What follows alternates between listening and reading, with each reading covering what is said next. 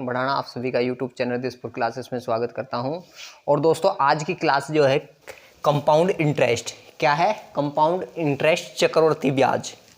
ठीक है, चलिए आज की क्लास का फर्स्ट क्वेश्चन लेते हैं। ठीक है, क्या है क्वेश्चन नंबर 1? क्वेश्चन नंबर 1, 1,33,100 मूल्य का एक भवन 7,02,900 की जमीन पर बनाया गया तो कितने समय बाद दोनों का मूल्य समान होगा? यदि जमीन का मूल्य 10% वार्षिक दर से बढ़ रहा हो तो तथा भवन का मूल्य 10% वार्षिक दर से घट रहा है तो क्या ज्ञात करना है दोस्तों? समय ज्ञात करना है। ये कितने समय बाद, ठीक है, पर बनाया गया कितने समय बाद, ठीक है, तो क्या ज्ञात करना है? समय निकालना है। ठीक है, चलिए आइए देखते हैं किस तरीके से करते हैं इसको। तो क्या है ये? 1,33,100, ठीक है, तो यहां लिख लेते हैं 1,33,100, ठीक है। इधर कितना है? 7,02,900, ठीक है, ये हो गया 7,02,900, ठीक है। ये है दो संख्या, ठीक। तो क्या करते हैं? दोनों को रूट में ले लेते हैं, ठीक है। क्या करते हैं? रूट में ले लेते हैं दोनों संख्याओं को, ठीक है। ध्यान से समझिए, 2 जीरो से ये 2 जीरो कट जाएगी, ठीक है। अब 1331 ये देखना है कि किसका वर्ग है या किसका घन है। तो 1331 किसका घन है या वर्ग है? 11 का। किसका? 11 का। 11 का क्या है? घन है, ठीक है। और 729 किसका है? ये 9 का, ठीक है, 9 का घन है, ठीक है। जो हमारा ये घन है वो ही हमारा क्या होगा? समय होगा। क्या होगा? समय होगा। तो समय बराबर कितना है? 3 वर्ष। क्या है समय? 3 वर्ष हमारा आंसर आ जाएगा, ठीक है। तो समय कितना आया दोस्तों? हमारा 3 वर्ष समय आ गया है, ठीक। चलिए नेक्स्ट क्वेश्चन। किसी धन पर 5% वार्षिक दर से 2 वर्ष के चक्रवृद्धि ब्याज तथा साधारण ब्याज का अंतर 35 रुपये है तो वह धन कितना होगा? क्या ज्ञात करना है दोस्तों? अंतर दे रखा है तो धन पूछा गया है। चक्रवृद्धि ब्याज और साधारण ब्याज का अंतर कितना है? धन ज्ञात करना है, ठीक है। तो क्या ज्ञात करना है? धन ज्ञात करना है, ठीक है। तो क्या पहले वर्ष यानी कि फर्स्ट वर्ष का ब्याज कितना आया?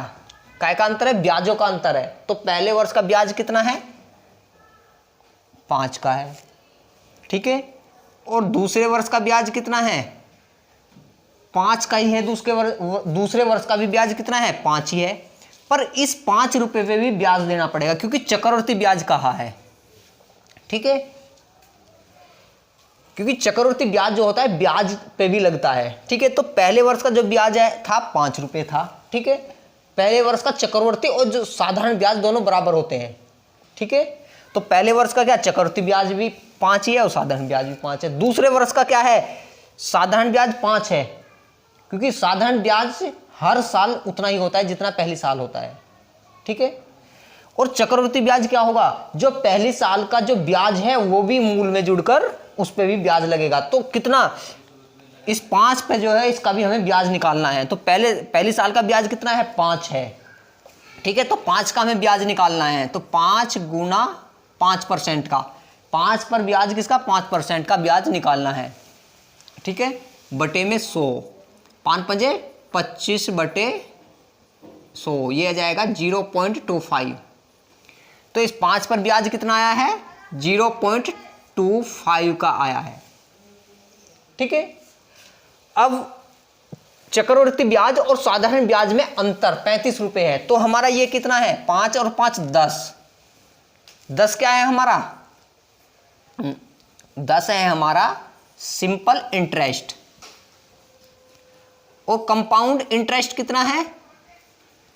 5 और 5 10 और 0.25, तो 10.25 ये हमारा कितना है, CI आया है, CI कंपाउंड इंटरेस्ट, ठीक है। SI हमारा 10 है और CI हमारा 10.25 है। तो अंतर कितने का है, अब चक्रवर्ती साधारण ब्याज और चक्रवर्ती ब्याज में अंतर कितने का आ रहा है, 0.25 का अंतर आया है। कितने का आया है, 0.25 का अंतर आया है। और इस अंतर की वैल्यू कितनी दे रखी है, 35 रुपए दे रखी है, ठीक है।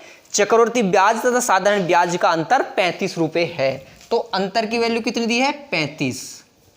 और हमें निकालना क्या है, हमें निकालना है धन। धन हमारा कितना होता है दोस्तों, 100% होता है। कितना होता है, 100% होता है धन।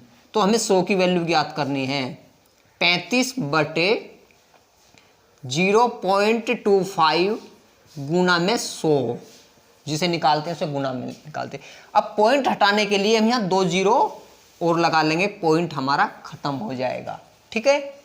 25 चौका 100, 400 आ जाएगा। इस 400 की गुणा 35 में करते हैं, ठीक है।